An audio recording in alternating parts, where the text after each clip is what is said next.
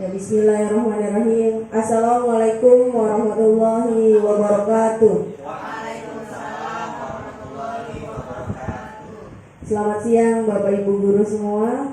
Alhamdulillah segala puji hanya milik Allah Subhanahu wa taala, karena berkat nikmat limpahan rahmat dan karunia-Nya kita bisa berkumpul dalam kegiatan diseminasi dari Bapak Haryanto.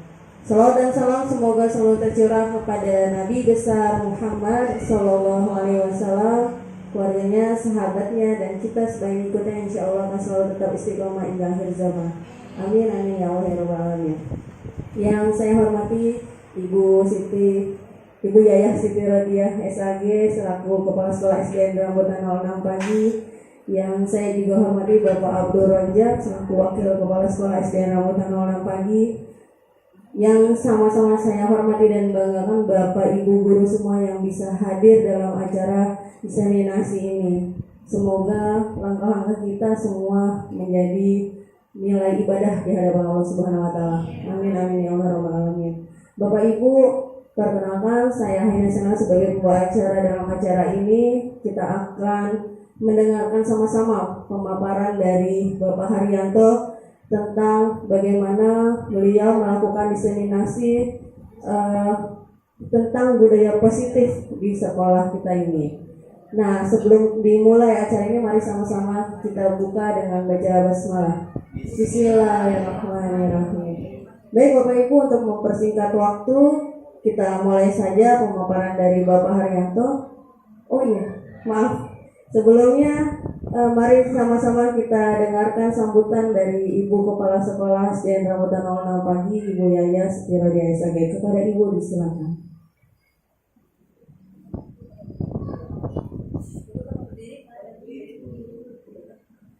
Bismillahirrahmanirrahim. Assalamualaikum warahmatullahi wabarakatuh. Yang saya hormati Bapak Ibu Guru TNI Keluarga Besar SDN Rambutan 06. Yang saya hormati Pak Hari selaku calon guru penggerak pemrakarsa acara pada siang hari ini. Puji syukur kehadirat Allah Subhanahu wa taala, tentunya tidak lupa kita sanjungkan atas segala nikmat rahmat yang diberikan. Mudah-mudahan kita semua senantiasa dalam keadaan sehat walafiat.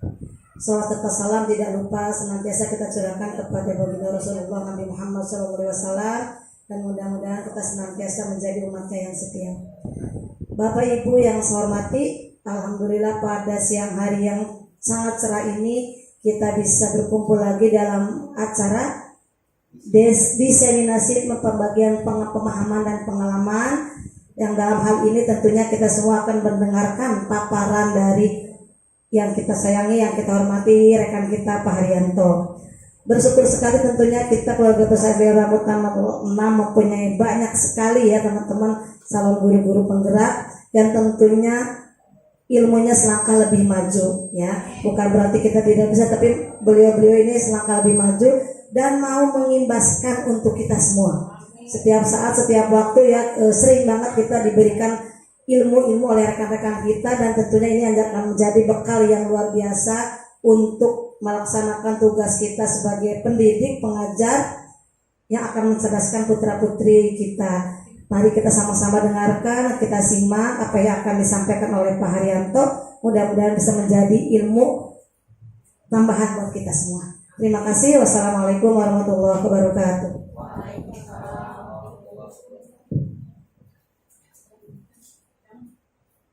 Terima kasih kepada Ibu Yayah Siti Rodiah atas sambutannya. Baik Bapak Ibu, untuk menghangatkan suasana dulu kita hari ini, mari sama-sama kita tepuk semangat dulu ya Bapak Ibu ya. Oke, tepuk semangat. Semangat. Oke Bapak Ibu, mari sama-sama kita semangatkan diri kita untuk bisa mendengarkan paparan dari Bapak Haryanto. Semoga ini menjadi ilmu yang bermanfaat buat kita semua. Kepada Bapak Haryanto disilakan.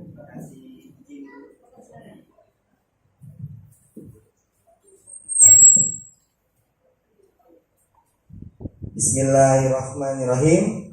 Assalamualaikum warahmatullahi wabarakatuh.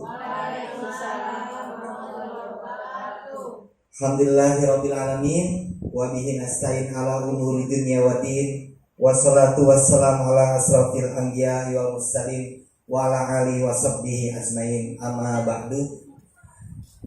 Salawat serta Allahumma shalli ala sayyidina Muhammad wa ala sayyidina Muhammad. Salawat serta segala puji bagi Allah yang telah memberikan kita nikmat sehat, nikmat panjang umur, sehingga kita sama-sama bertemu di kelas 5C, di kelas kesayangan kita, dalam rangka diseminasi membagikan pemahaman dan pengalaman saya sebagai calon guru penggerak angkatan 8 tentang budaya positif. Yang terhormat, saya ucapkan Ibu Yayah Siti Rodia SAG, Bapak Wakil Kepala Sekolah, Bapak Abdul Rajab SPD, Bapak Ibu guru yang tidak satu persatu saya sebutkan, namun tidak mengurangi rasa hormat saya dan bisa hadir dalam mengikuti kegiatan ini, serta bapak-bapak dan teman-teman tenaga pendidikan. Bapak Ibu, pada kesempatan ini izinkan saya untuk memaparkan budaya positif. Tapi mohon maaf, saya bukannya menggurui, tetapi hanya sekedar kita diskusi saja, sharing pendapat, kita berbagi. Ini yang pernah saya dapatkan di program guru penggerak di modul 1.4. Sebelumnya, mari kita yel rambutan 6 ya. SDN rambutan 6, beriman, berilmu, berkarakter. Yes. We are the best. Tepuk tangan buat Bapak Ibu semuanya. Terima kasih. Baik, kita masuk ke slide pertama ya Bapak Ibu. Kita ada 8 pembahasan Bu. Ya, kurang lebih 1 jam sampai 2 jam ya. Kuat nggak Bapak Ibu? Kuat ya, insya Allah ya. Insya Allah, amin. Ya, yang pertama perubahan paradigma belajar. Nanti kita membahas di sini bagaimana anak bisa menyerap materi dan bagaimana kita mengajar dalam kelas atau di luar kelas. Yang kedua, kita akan membahas disiplin positif ya. Disiplin positif. Yang ketiga, nilai-nilai kebajikan. Dan keempat, kebutuhan dasar manusia. Yang kelima, motivasi perilaku manusia. Keenam, posisi kontrol guru. Dan ketujuh, keyakinan kelas serta segitiga restitusi yang kedelapan. Selanjutnya, kita masuk ke pembahasan pertama Bapak Ibu, perubahan paradigma belajar. Pembelajaran dengan paradigma baru merupakan pembelajaran yang dirancang berdasarkan prinsip pembelajaran berdiferensiasi, ya. Pembelajaran berdiferensiasi sehingga peserta didik belajar sesuai kebutuhannya. Ini yang dimaksud pembelajaran berdiferensiasi, yang didasarkan tahap perkembangan sesuai dengan teori psikologi modern untuk mewujudkan profil pelajar Pancasila. Profil pelajar Pancasila Bapak Ibu hafal ya? Nah, ini dia. Nah, yang pertama beriman dan bertakwa kepada Tuhan Yang Maha Esa, berkebinekaan global, bergotong royong, kreatif, bernalar kritis dan mandiri. Kita nyanyi dulu yuk Bapak Ibu ya, siap? 1, 2, 3. Pelajar Pancasila beriman dan bertakwa pada Tuhan Yang Esa dan berakhlak mulia, berkebinekaan global, gotong royong mandiri, kreatif dan bernalar kritis. Mantap Bapak Ibu, tepuk tangan buat Bapak Ibu semuanya. Terima kasih atas semangatnya. Jadi Bapak Ibu, anak-anak nanti belajar sesuai dengan kebutuhannya ya, yang didasarkan tahap perkembangan teori psikologi modern, yaitu mewujudkan profil pelajar Pancasila. Nah, perubahan paradigma belajar kita pahami kenapa sih harus dirubah. Oh Bapak Ibu, ternyata ada miskonsepsi ya, miskonsepsi tentang teori kontrol ya. Apa itu? Ya, pertama, ilusi bahwa penguatan positif yang pertama ini ilusi guru mengontrol murid, ya. Bapak Ibu mungkin pernah memerintahkan anak-anak cepat kerjakan, anak-anak kerjakan. Ternyata Bapak Ibu anak-anak mengerjakan itu adalah sebuah ilusi, ya, ilusi. Kenapa? Karena ternyata mereka mengerjakan bukan dari dalam diri, motivasi diri, dari intrinsik bukan, tetapi merupakan kontrol dari Bapak Ibu gurunya sendiri. Ini miskonsepsi tentang teori kontrol, ya. Yang kedua, ilusi bahwa penguatan positif itu efektif dan bermanfaat, ya. Efektif dan bermanfaat. Nah, ini juga ilusi, ya. Dikatakan kalau misalnya kita penguatan positif, misalnya anak-anak kalau kita belajar, kita paksa, ya, ayo belajar biar kamu pintar, ayo kerjakan PR biar kamu bisa. Tetapi kalau misalnya dia tidak sadar dari dalam diri, maka itu merupakan miskonsepsi atau sebuah ilusi. Ini berdasarkan teori modern psikologi, ya. Yang ketiga, ilusi bahwa kritik dan membuat rasa bersalah mampu menguatkan karakter, ya. Misalnya kamu sih tidak mengerjakan PR, ya. Nah, ini membuat rasa bersalah, mampu. Ayo kerjakan PR makanya. Nah, ini ternyata ilusi juga. Mereka mengerjakan betul, tetapi tidak berdasarkan motivasi dalam diri. Jadi ini hanya ilusi. Nanti kalau saya nggak disuruh, saya tidak mengerjakan. Nah, itu adalah sebuah ilusi, bayangan, khayalan. Nah, ini miskonsepsi atau konsep yang ya, tentang teori kontrol. Lalu ilusi bahwa orang dewasa berhak memaksa. Nah, ini juga penting, ya. Jangan kita sebagai orang dewasa, ayo kamu susah amat diatur, nggak ngerti ya sama bapak atau kakak atau ibu, ya. Ini adalah sebuah ilusi. Mereka ngerjain, ya, tapi ternyata mereka dalam rasa ketakutan dan mereka mengerjakan ilusi, ya. Karena kalau misalnya tidak ada orang dewasa, maka mereka tidak akan mengerjakan. Nah, ini dia contohnya, ya. Itu adalah sebuah stimulus yang dipaksa, yang diajak, yang di teori-teori tadi, ya. Nah, Bapak Ibu nih, ya, yang ini tentang ini, ilusi guru mengontrol, ilusi bahwa penguatan positif, ini adalah stimulus kontrol semua, ya. Dan ini akan dibantah oleh teori kontrol. Contoh misalnya sebuah realitas sebuah kebutuhan, bahwa kebutuhan kita sama. Oh, ternyata kebutuhan kita berbeda. Ya, contoh misalnya kita belajar matematika, sebuah modus min dan median, ya, modus, median dan min. Ya, ternyata setiap anak itu membutuhkan penyerapan materi yang berbeda-beda, ya. Karena apa? Karena ini kebutuhan mereka harus kita fasilitasi, karena tidak semua anak menyukai ceramah yang disampaikan guru. Tidak semua anak menyukai nulis, lihat di buku. Tidak semua anak. Nah, ini dibantah oleh teori kontrol. Lalu yang kedua, semua orang melihat hal yang sama. Misalnya dalam kita naik kereta atau naik bis, ya. Ya, kemarin kita ke Bandung, ya. Bandung, berangkat pagi, pulang sore. Nah, saya dan Pak Dwi di pinggir kaca melihat, oh ternyata rerumputannya hijau. Oh, ternyata di sana ada rumah. Nah, yang dilihat saya rerumputan hijau, ternyata yang dilihat Pak Dwi adalah sebuah rumah. Jadi pandangan orang memiliki hal yang berbeda, ya. Tidak semua orang melihat yang sama, kecuali jajan. Tadi dia kita lihat rumahnya bagus banget tuh, walaupun di depannya ada pohon atau ada sawah yang hijau.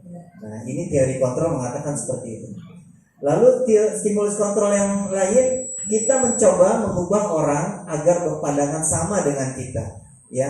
Kita mencoba mengubah. Nah, ini juga merupakan ilusi, ya. Karena kita berusaha memahami pandangan orang tentang dunia secara berbeda. Lalu perilaku buruk dilihat sebagai suatu kesalahan. Padahal setiap anak memiliki tujuan yang berbeda.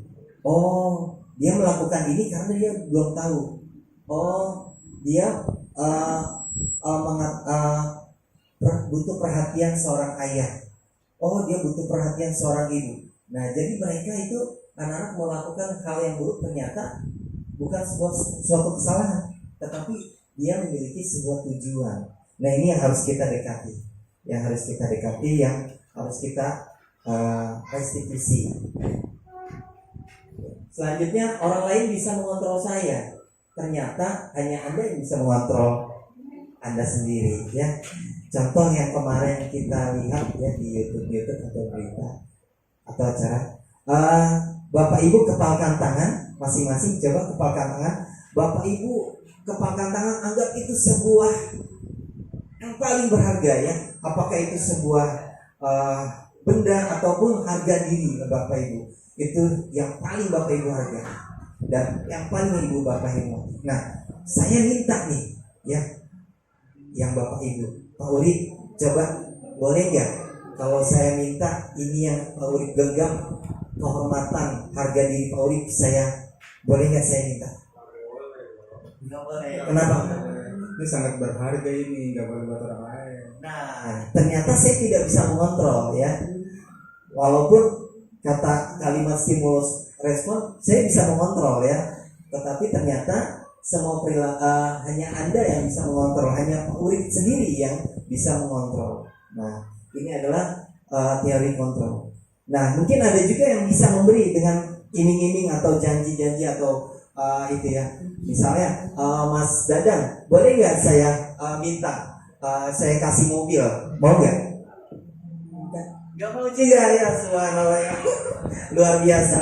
Nah, ada mungkin tidak ada yang mau, ya, ada juga yang mau. Misalnya, nah ini ternyata jadi dalam diri Mas Dadan sendiri, bukan dari saya, ya. Kalau misalnya saya paksa atau saya minta, ya tentunya dari hanya Bapak Ibu sendiri yang bisa mengontrol keinginan Bapak Ibu. Juga begitu terhadap anak. Jadi bagaimana anak supaya, ayo nak, kita tanya, coba menurut kamu kalau misalnya kamu tidak mengerjakan PR, apa yang akan terjadi pada diri kamu?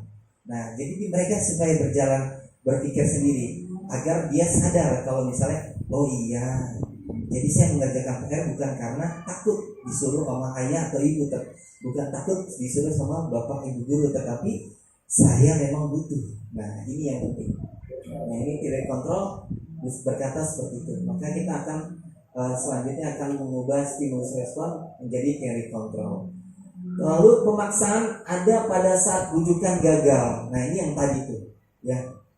Bujukan saya gagal, saya paksa. Nah, itu banyak kejadian-kejadian kriminal yang kayak gitu, ya.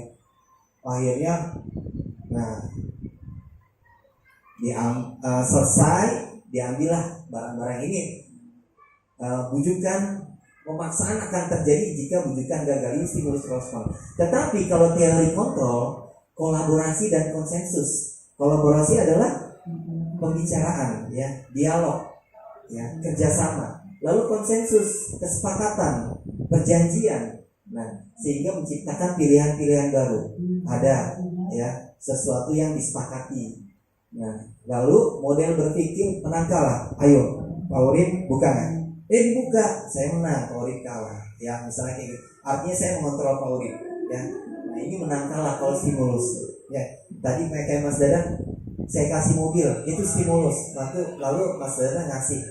Nah, ternyata itu adalah sebuah berpikir stimulus respon menang kalah, ya, win and lose. Tetapi yang paling baik adalah win-win solution, menang sama menang.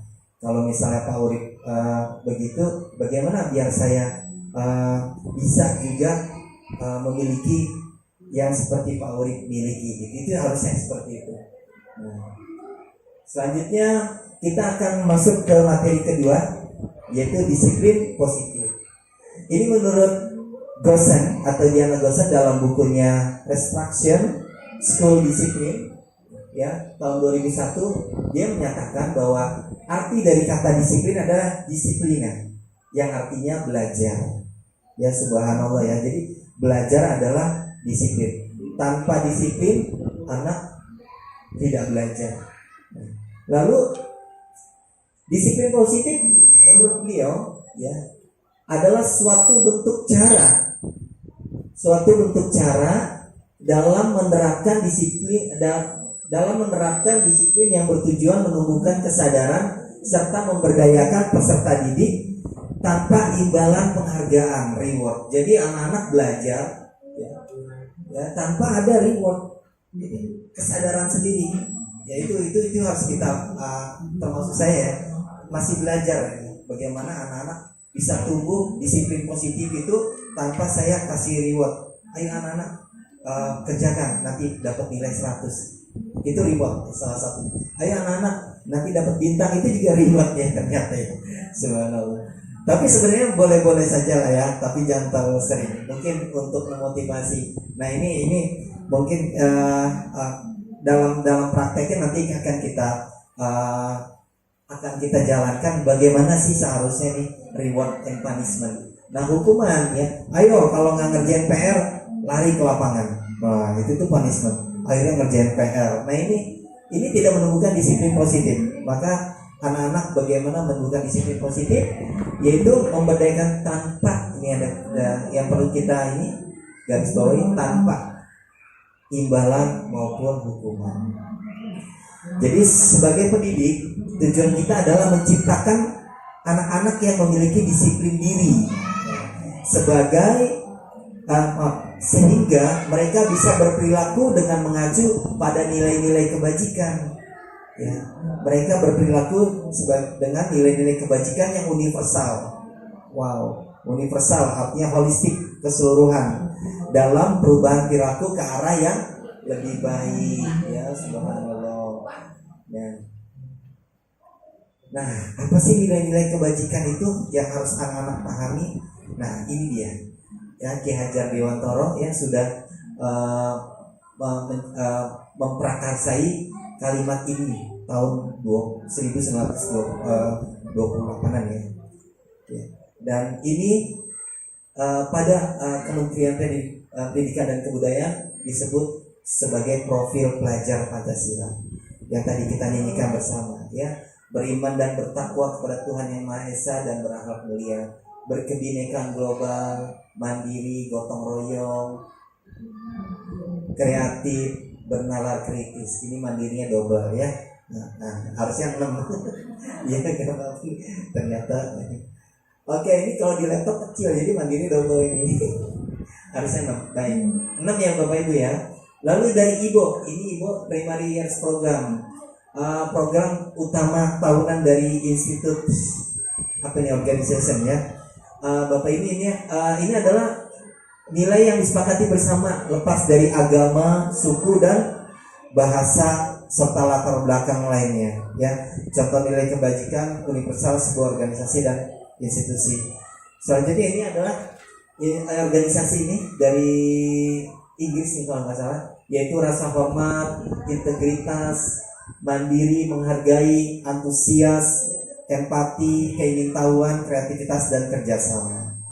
Lalu life skill yang kita pahami bersama-sama itu keterampilan hidup ya, dapat dipercaya ya, Masya Allah. Jadi kejujuran pertama-tama ya, seperti akhlaknya Nabi Muhammad ya, Al-Amin, dapat dipercaya. Ternyata ini adalah sebuah keterampilan hidup yang harus kita sama-sama miliki.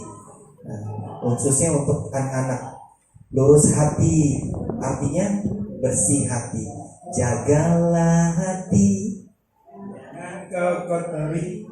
jagalah hati, lentera hidup ini. Jagalah hati, cahaya ilahi. Jagalah hati, akan selamat dunia akhirat. Ya, bisa ya. Ya sebenarnya lurus hati itu jagalah hati ya. Karena kata Nabi Muhammad juga ala tatmainul qulub, ya. Ingatlah tatmainul qulub. Jagalah hati. Ala bizikrillah tatmainul qulub. Dengan berzikir maka hati kita tatmain, tenang ya, tatmainul qulub, akan tenang. Ya subhanallah, ini juga sudah ada ya sebuah hadis ya, lurus hati, menjaga hati. Dan yang ketiga, pendengar yang aktif. Ya. Ini juga dari hadis juga, masya Allah ya, pendengar yang aktif. Jadi kita nggak boleh banyak bicara. Ya. Anak-anak juga kalau mau bicara harus angkat tangan dulu ya, bapak ibu kita ajarin gitu. Jadi jangan kalau bapak ibu bicara terus dipotong, itu tidak sopan. Angkat tangan. Jadi harus kita menjadi pendengar yang aktif, bukan bicara yang aktif. Lalu tidak merendahkan orang lain ya, dan memberikan yang terbaik dari diri sendiri. Ini adalah nilai-nilai kebajikan yang harus anak-anak kita pahami, yang kita terapkan. Lalu pembahasan yang ketiga, yang keempat, yaitu kebutuhan dasar manusia. Kebutuhan dasar manusia adalah segala sesuatu yang kita lakukan untuk mendapatkan apa yang kita inginkan. Jadi anak-anak juga memiliki kebutuhan dasar. Jadi kita harus penuhi itu. Mereka haus sekali sebenarnya akan kebutuhan dasar itu. Lalu seluruh tindakan kita memiliki tujuan tertentu. Yang ini maksudnya anak-anak ya. Seluruh tindakan anak-anak ya kita memiliki tujuan tertentu. Dan semua usaha terbaik yang kita lakukan adalah dalam rangka memenuhi kebutuhan dasar kita agar terpenuhi dengan baik. Itu adalah kebutuhan dasar manusia. Oke? Nah, apa sih kebutuhan dasar manusia? Nah, ini dia. Yang pertama tentunya rumah, ya, makanan. Yang pertama makanan. Ini salah satu gambarnya tempat tinggal. Ya. Gak mungkin kalau kita nggak makan dan tidak berpakaian. Berpakaian, tempat tinggal, keamanan, ya. Bagaimana kita aman gak gitu ya dalam bekerja, ini penting banget, ini utama. Dasar yang kita butuhkan keamanan dan kesehatan pastinya, ya. Lalu rasa diterima, ya. Walaupun bagaimanapun teman-teman di sekolah ya, anak-anak itu harusnya mereka harus punya rasa diterima, ya. Jangan minder. Nah, ini harus kita tanamkan anak-anak untuk bisa rasa diterima dengan yang lain. Lalu dipedulikan, ya.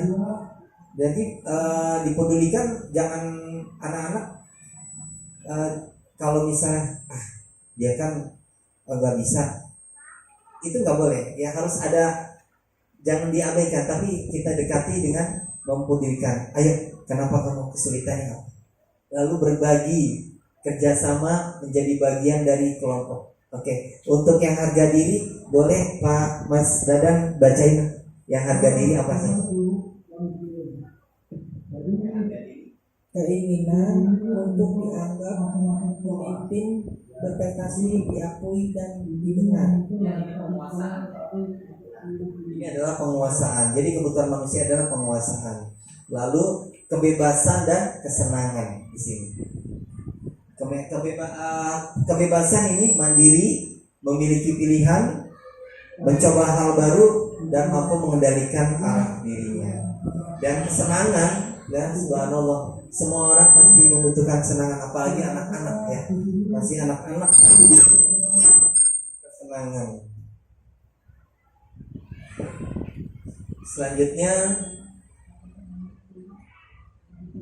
motivasi. Yang kelima, materi 5, yaitu motivasi perilaku manusia.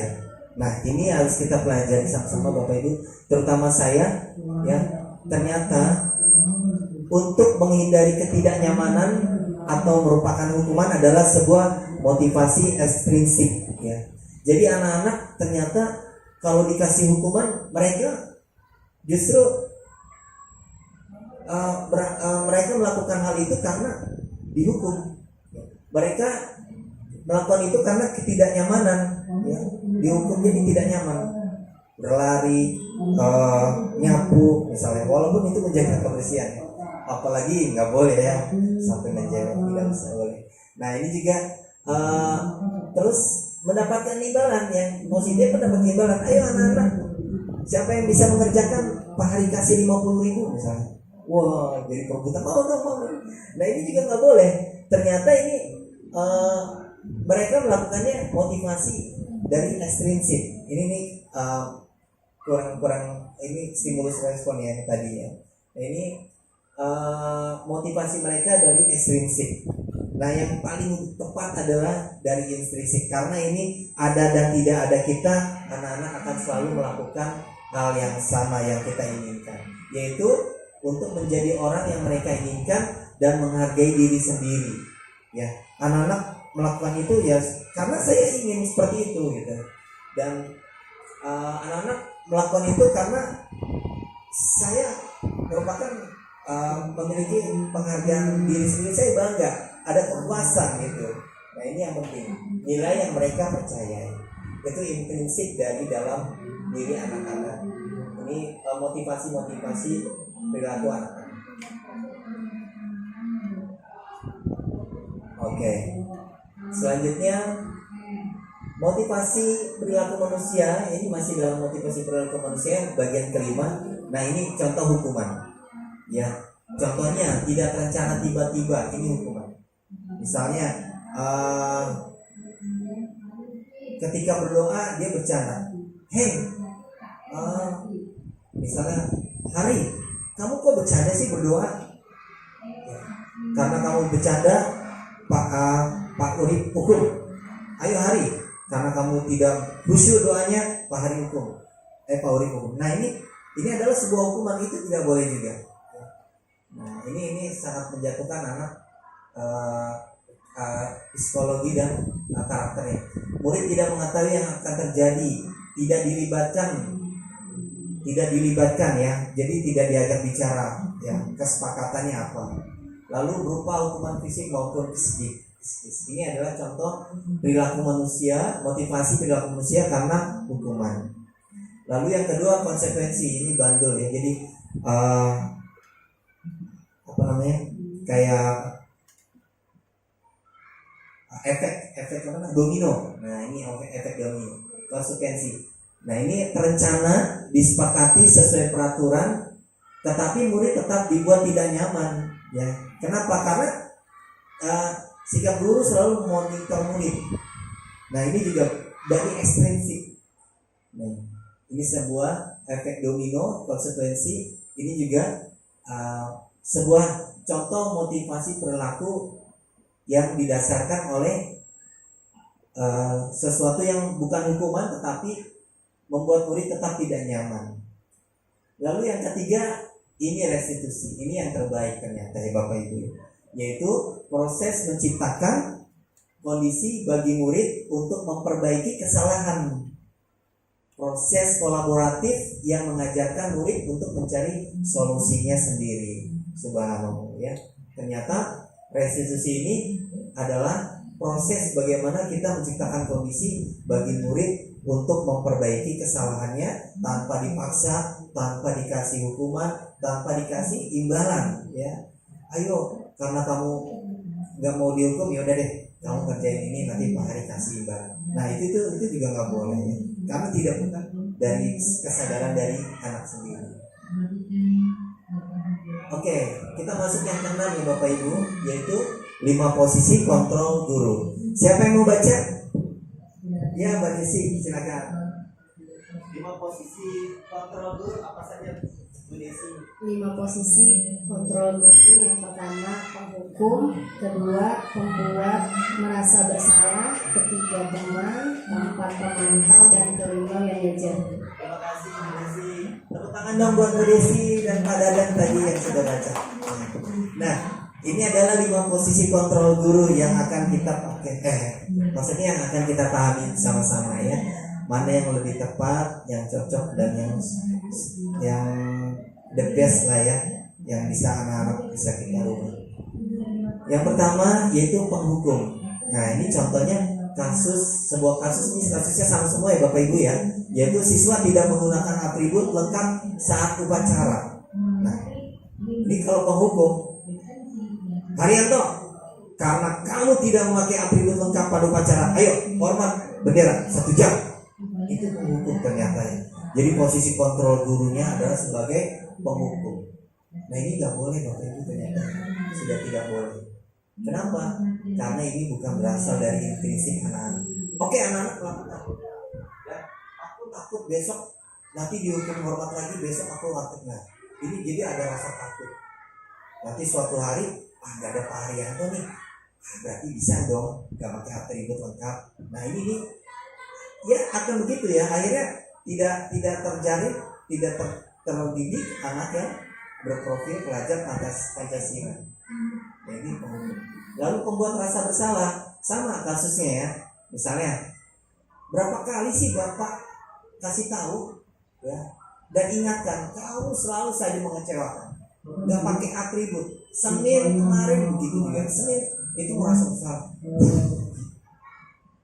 Itu merasa bersalah ya. Padahal dia atributnya ketinggalan, buru-buru. Padahal atributnya belum dibeli karena orang tuanya nggak punya uang. Ya. Jadi ini harus kita ya harus belajar seperti itu, harus mengetahui dari segala segi. Oh ternyata dia buru-buru. Oh ternyata orang tuanya nggak punya. Oh ternyata atributnya satu sekolah itu adiknya, kakaknya sama adiknya lagi satu sekolah yang sama dan atributnya nggak lengkap gitu. Nah ini jangan kita sebagai pembuat rasa bersalah. Ini nggak boleh. Kenapa? Karena ini akan membuat posisi kontrol guru yang tidak tepat. Yang ketiga, ini sebagai teman, ya. Nah kalimatnya gini, ayo dong ikuti aturan sekolah, ya. Tolong bantu Bapak Ibu ya, tolong bantu Pak Hari. Sudah kali ini tidak apa-apa deh, nggak pakai atribut sekolah. Besok pakai ya. Itu sebagai teman, posisi kontrol. Agak enak. Cuma jadi anak merasa masih boleh berarti. Itu besok itu lagi lah. Ya besok itu lagi. Itu terus sih. Jadi ya ya Bu. 1 jam 60 menit. Iya Ibu. Sebagian di sana ya. Siap. Terima kasih Ibu. Pak Hari mau di tengah aja. Oke. Nah, ini posisi sebagai teman. Ini juga tidak boleh Bapak Ibu ya, karena tidak mendidik anak. Lalu pemantau. Nah, kamu sudah melanggar peraturan sekolah, kamu tahu konsekuensinya. Ini pemantau. Jadi dilihat terus deh. Ini ya, si Hari ini nggak pakai atribut lengkap nih. Besok ini dipantau begini. Lalu yaudah sekarang kamu ke koperasi ya habis upacara. Pokoknya kalau nggak koperasi, Pak Hari, Pak Urik datengin. Nah ini sebagai pemantau nggak boleh. Nah ini yang paling tepat. Oke, baik Haryanto sini. Kamu nggak pakai sekolah? Iya Bu. Iya siap. Oh ya, Bapak Ibu boleh sebagian. Gak apa-apa, ada 2 acara gak apa-apa. Terima kasih Bu. Nah, apakah kamu mengetahui kesalahan kamu? Nah, kita tanya ya, kalau misalnya anak-anak yang yang melakukan kesalahan, kita tanya ini sebagai posisi manajer ini yang tepat ya. Lalu tanya lagi kira-kira bagaimana cara memperbaiki kesalahan kamu gitu. Jadi mereka sadar, oh iya. Nah kita juga jadi dapat alasan kan. Oh iya, saya tentunya berhubungan dengan ekonomi, berhubungan dengan karakteristik, berhubungan dengan kebiasaan. Ya. Kayak di sini ada tuh tiga anak tuh kelas 6, kelas 4, sama kelas 2 itu ada 3 anak tuh di sini ya. Subhanallah. Betapa repotnya seorang tua ya begitu mengatur anak. Nah, ini materi yang ke-7 yaitu keyakinan kelas. Mengapa keyakinan kelas? Mengapa bukan peraturan kelas? Ya, kita lihat di sini. Oke. Ya, ternyata Bapak Ibu, keyakinan kelas itu lebih dalam maknanya daripada peraturan kelas. Karena kalau peraturan kelas itu masih kalimatnya masih negatif. Misalnya kalau peraturan dilarang anak-anak, peraturan di kelas dilarang membuang sampah di kelas. Iya sih benar, tapi kok dilarang ya? Apa sih kenapa dilarang? Nah, jadi nggak dikasih tahu gitu. Kenapa anak-anak? Nah ini ya yang yang membuat anak-anak tidak rajin itu seperti itu. Nah, maka kita perlu menjadi keyakinan kelas. Jadi ada dialog, ada diskusi, ada kesepakatan. Oke. Selanjutnya, nah ini keyakinan kelas dalam pembentukan di kelas, ya. Keyakinan kelas bersifat lebih abstrak, artinya tidak sebuah kalimat yang baku gitu ya, daripada pertanyaan yang lebih rinci dan konkret. Nah, ini abstrak tapi konkret. Yang kedua, keyakinan kelas berupa pernyataan-pernyataan universal, artinya bentuknya umum. Yang ketiga, pernyataan keyakinan kelas senantiasa dibuat dalam bentuk positif. Yang keempat, keyakinan kelas hendaknya tidak terlalu banyak sehingga mudah diingat dan dipahami oleh semua warga kelas. Yang kelima, semua warga kelas hendaknya ikut berkontribusi dalam pembuatan keyakinan kelas lewat kegiatan curah pendapat. Jadi anak-anak diikutsertakan, ya, untuk mengusulkan keyakinan kelas yang mau kita sepakati. Selanjutnya, nah, dari keyakinan kelas maka kita akan memahami pembelajaran segitiga restitusi. Segitiga restitusi yaitu suatu proses yang dijalankan oleh guru dan peserta, dan agar dapat menghasilkan peserta didik yang mandiri dan bertanggung jawab. Nah, itu adalah sebuah segitiga restitusi. Apa saja? Yaitu menstabilkan identitas yang pertama. Yang kedua, memvalidasi tindakan yang salah. Yang ketiga, menanyakan keyakinan.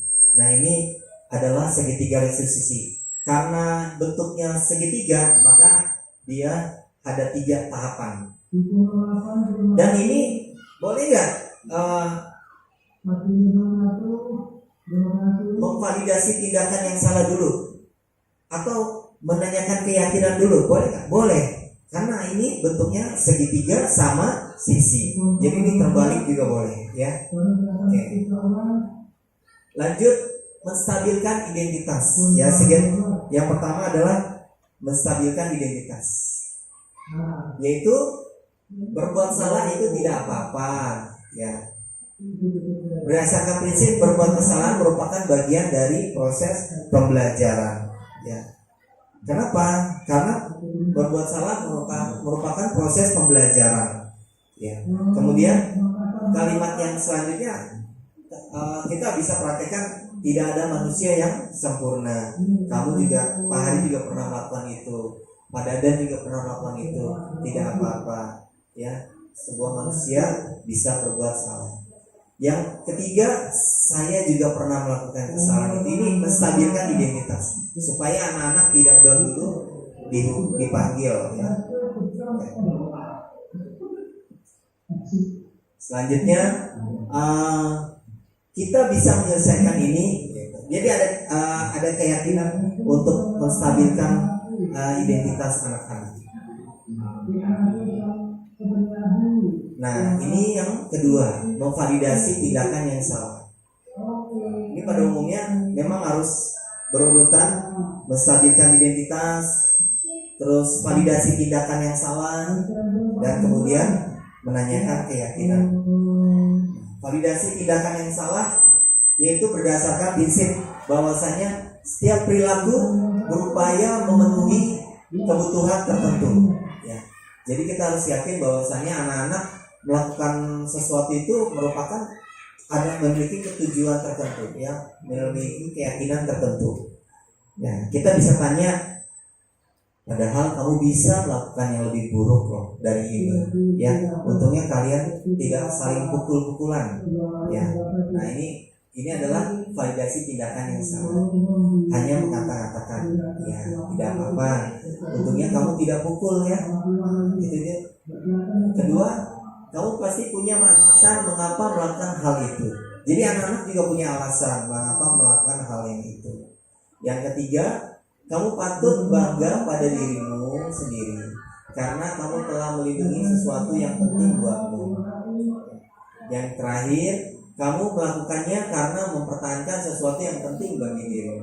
Nah, ini adalah memvalidasi tindakan yang salah. Selanjutnya, menanyakan keyakinan.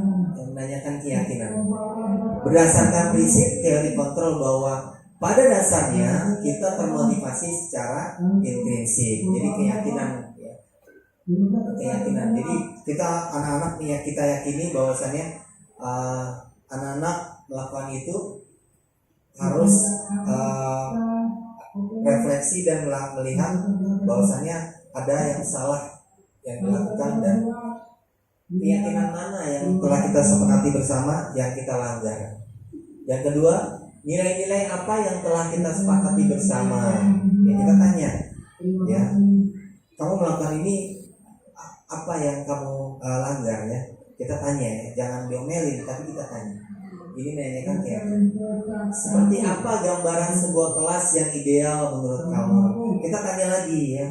Kamu memukul teman, misalnya kesalahan memukul teman, seperti apa gambaran sebuah kelas yang ideal menurut kamu? Jadi kalau berantem di kelas itu bagaimana? Gak ideal tentunya. Silakan Bu masuk. Lalu yang keempat, kamu ingin menjadi orang seperti apa? Ya. Nah ini keyakinan kelas, menanyakan keyakinan yang dilanggar anak. Selanjutnya ini adalah contoh penerapan segitiga restitusi. Kita lihat dulu ya Bapak Ibu videonya.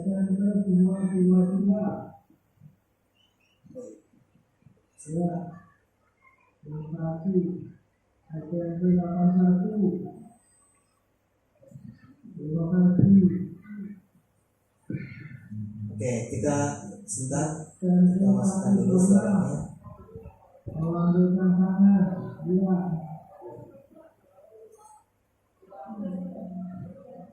Kita sambungkan ke Bluetooth sebentar.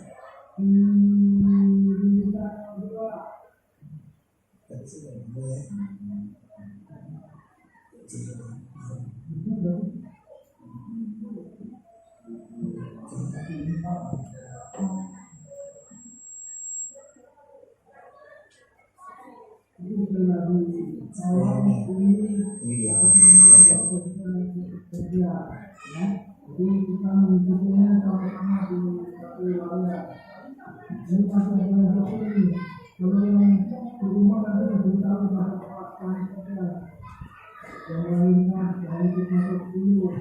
Tarik dulu.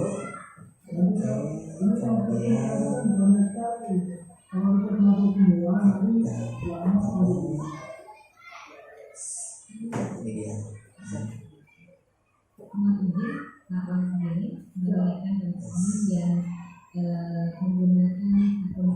Bismillahirrahmanirrahim.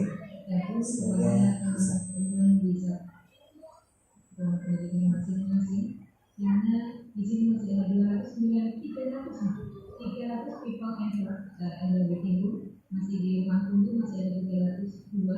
Begitu teman-teman yang menggunakan akun pribadi untuk berkenan bergabung di satuan pendidikan masing-masing. Kita akan sama-sama lihat video. Demikian, lagi ibu dan bapak Kita contoh segitiga restitusi yang saya alasan pendidikan tidak menggunakan akun pribadi karena pastinya lebih dari 1.000 sehingga kapasitas kita hanya 1.000, maka pasti nanti banyak yang tidak bisa. Atas perkenanan diajarkan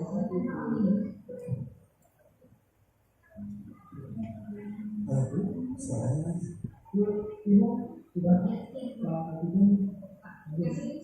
Iya. Saya kecil. Oke, kita lihat. Ini adalah sebuah contoh. Jadi ada dialog anak yang memiliki kesalahan, yang melakukan kesalahan.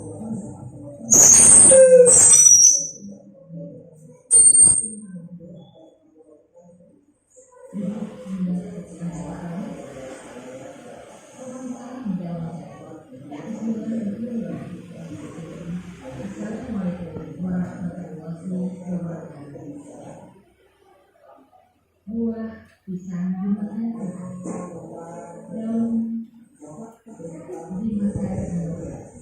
Selamat siang dan salam sejahtera untuk kita semua. Yang terhormat Kepala Suku Dinas Pendidikan Wilayah 2 Kota Administrasi Jakarta Timur, Sebentar ya Bapak Ibu, ada error sedikit. Masya Allah sudah berada di SD Kaisar Jaya Bapak, luar biasa. Tadi di SMP 102 mau izin Bapak, saya masih menjelaskan yang ketiga. Oke, ada error di koneksinya. Terima kasih Bapak. Yang kami hormati PLTK Subak TI, yang kami hormati para kepala presiden, yang kami hormati para ketua pelaksanaan bidang kecamatan. Di sini ada 5 kecamatan yang mana pertama dari Kramat Jati dan Pasar Rebo. Oke. Dan itu semua 2 kecamatan. Dan Ini menstabilkan identitas. Jadi kita nanya kesalahan anak dulu. Dan ini bukan rekayasa, benar-benar hasil laporan dari anak yang memiliki kasus validasi tindakan.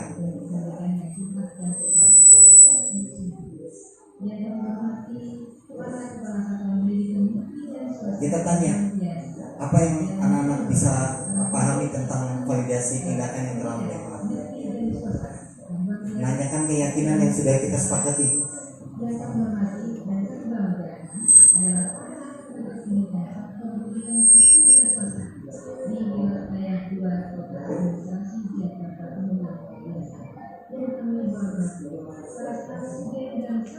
Lalu kita nanya,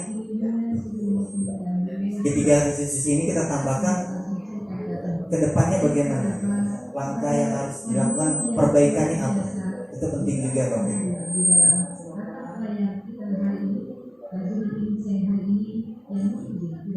Si Bapak Ibu. Oke, selanjutnya kita lihat. Nah ini dia. Standar Nasional Pendidikan mengatakan untuk penduduknya bahwasannya dalam penerapan disiplin positif hendaknya guru memiliki standar kepribadian profesional dan sosial yang baik, di mana guru mampu merefleksi dirinya dalam posisi kontrol saat ini. Bagaimana perjalanan dirinya sebagai among, ya, among itu manajer yang menuntun muridnya menjadi insan yang mandiri, merdeka dan bertanggung jawab. Ini adalah sebuah kalimat yang terdapat dalam standar nasional pendidikan kita. Oke, terima kasih. Pertanyaan Bapak Ibu, terima kasih. Ya, ini saya bikin ungu karena memang meja kita ungu tak pakai, jadi saya warnain ungu. Bukan punya istri saya ini bikin. Saya mengikuti suasana yang ada di sini jadi manis kelihatannya. Baik. Oke, selanjutnya saya serahkan lagi ke moderator.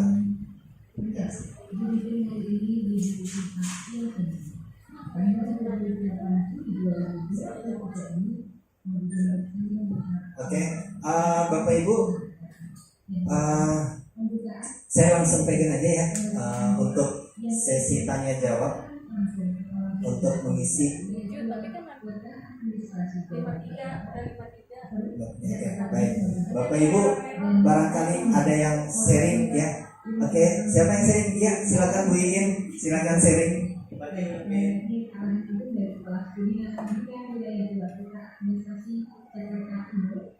Terima kasih Bu Iin untuk sharing. Ya, terima kasih Pak Hari. Sharingnya seperti ini. Jadi saya pernah menerapkan mencoba segitiga restitusi itu. Cuma memang ya tadi yang Pak Hari bilang ya bahwa segitiga restitusi itu karena bentuknya segitiga sama sisi, maka kita bisa lakukan tidak berurut boleh, tapi maksudnya nggak mesti menstabil identitas dulu atau ke yang berikutnya gitu, tapi bisa dibolak-balik gitu sesuai dengan kondisi gitu. Nah biasanya anak-anak itu cenderung emosinya ketika ini emosinya memuncak gitu kan ya. Kalau lagi itu tuh emosinya memuncak.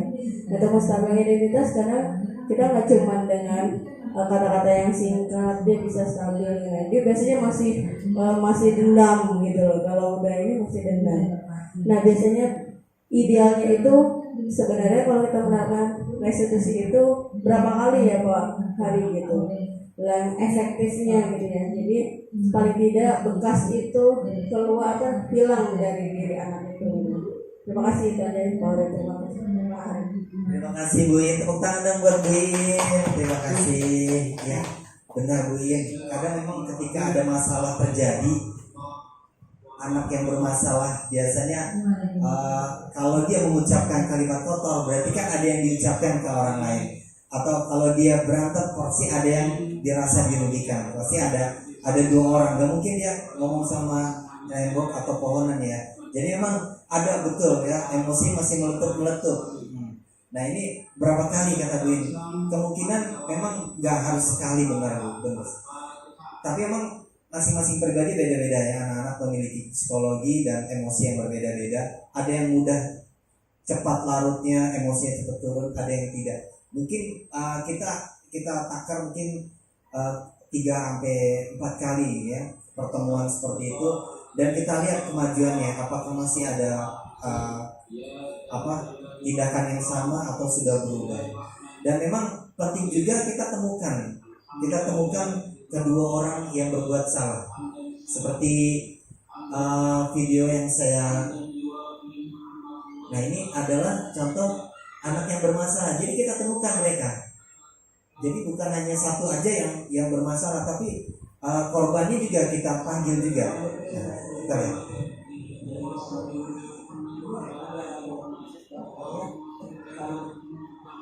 Ya, sebentar Bapak Ibu.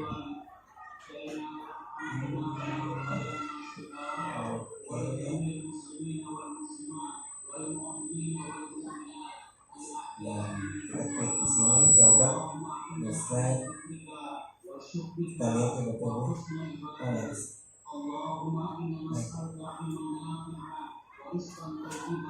Baik, ini adalah contoh ketika ada anak yang bermasalah, kita pertemukan berdua ya. Jadi kita pertemukan berdua, kita selesaikan bersama-sama. Dan mereka tentu punya alasan ya. Mereka berantem berkata kotor, ada alasannya, ada tujuan tertentu. Maka kita temukan bersama-sama. Itu segi-segi restitusi. Jadi kan bukan hanya sendiri saja, kita pertemukan berdua, kita urung rembuk bareng-bareng, terus kita pertemukan dan langsung kita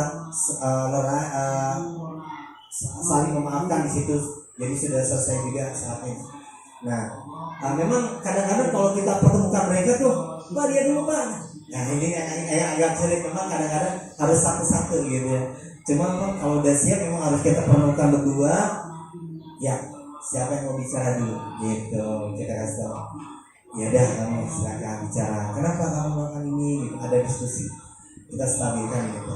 Nah, kamu apakah benar? Nah, kita validasi tindakan apakah benar gitu. Nah, ini ada salah satunya contoh segitiga diskusi. Terima kasih Bu In sharing dan pertanyaannya. Tepuk tangan buat Bu Berki. Terima kasih. Baik Bapak Ibu, terima kasih. Sepertinya waktu kita sudah cukup dan ada kegiatan juga di sana, rapat dinas. Terima kasih atas perhatian dan waktunya. Wassalamualaikum warahmatullahi wabarakatuh. Saya kembalikan ke Bu In.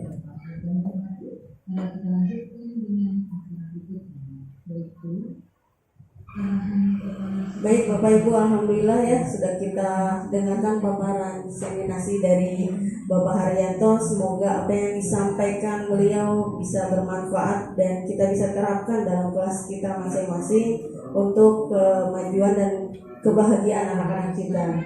Baik Bapak Ibu, alhamdulillah rangkaian demi acara sudah kita lakukan bersama. Sekarang kita tutup acara ini dengan membaca hamdalah. Alhamdulillahirrahmanirrahim. Saya sebagai pembicara mohon maaf jika ada segala kekurangannya. Wabillahi taufiq wal hidayah. Wassalamualaikum warahmatullahi wabarakatuh. Waalaikumsalam warahmatullahi wabarakatuh.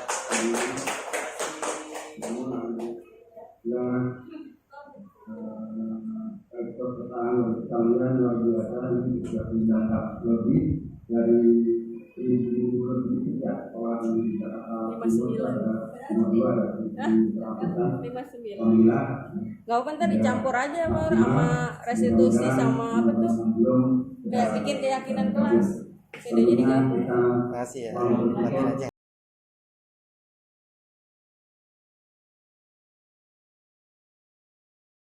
Assalamualaikum Novan. Waalaikumsalam.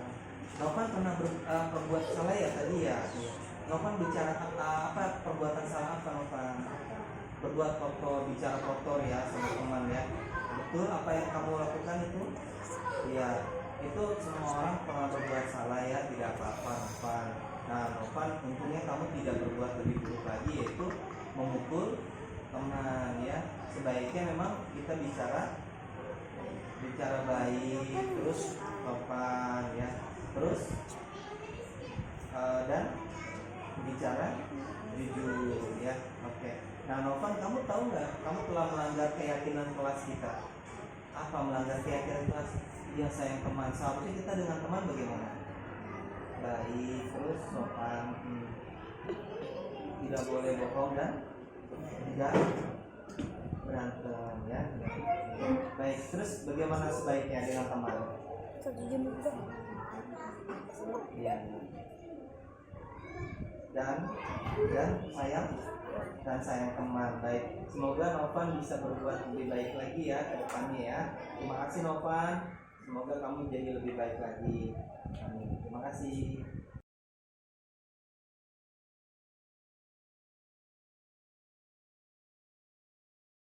Saat kita hari ini akan membuat sebuah kesepakatan peraturan kelas, tapi kita akan mengubahnya menjadi sebuah keyakinan kelas. Ya, keyakinan kelas itu adalah sesuatu yang kita yakini dan kita laksanakan dengan sadar ya, dengan penuh kesadaran, bukan dipaksa ya, tidak dipaksa tapi dengan penuh kesadaran. Dan ini kita harus patuhi sama-sama ya, yaitu keyakinan kelas. Ini kita yakini akan kita laksanakan sama-sama ya, keyakinan kelas. Oke, baik anak-anak, ada usulan nggak? Apa sih keyakinan kelas kita yang pertama? Ya, Aisyah, sayang teman. Oke, yang lainnya? Tidak mau kamu sembarangan. Bersih. Oke, boleh ya langsung tidak berkelahi ya, tidak mengejek teman ya. Kesimpulannya kita pertama adalah sayang teman. Baik, sayang teman ya. Ini keyakinan kelas kita pertama, artinya kita tidak mengejek ya, berantem ya, berkelahi dengan teman. Sayang teman. Setuju? Sepakat? Baik, yang kedua. Oke, yang kedua kira-kira apa? Siapa yang mengusulkan? Hasan, ya.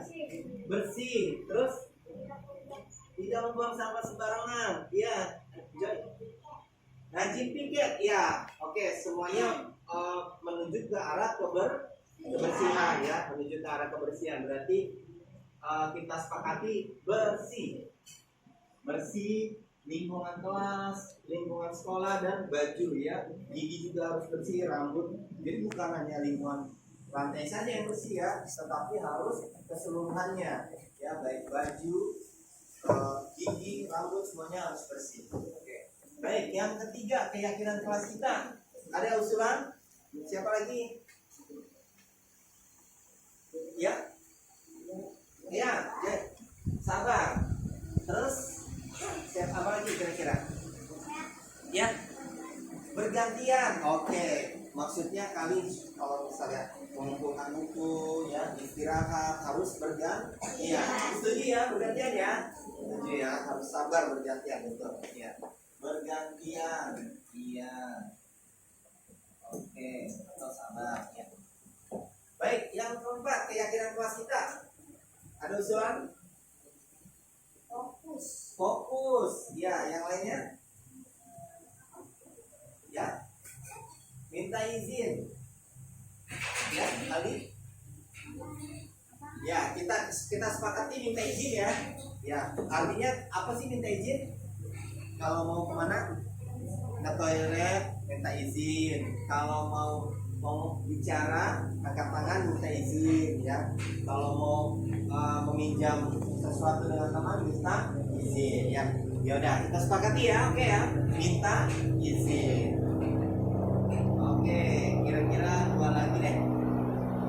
Ya. Yang kelima, keyakinan kelas kita adalah apa lagi? Tidak kayak itu tidak saya teman ya. Apalagi kira-kira? Ya, sabar. Ya sabar. Pergantian. Sabar. Masuk ke minta izin ya, pergantian ya. Sabar masuk ke pergantian. Apalagi kira-kira? Fokus. Oke, terus? Apalagi? Setuju ya, fokus ya? Fokus, yakin kelas kita fokus. Baik, cukup ya 5 saja keyakinan kelas kita ini. Kita taati, kita yakini, dan kita lakukan secara sadar dalam diri kita, secara intensif ya. Tidak dipaksa oleh Pak Hari, tidak dipaksa oleh teman, tetapi sadaran sendiri. Tepuk tangan buat kita semuanya.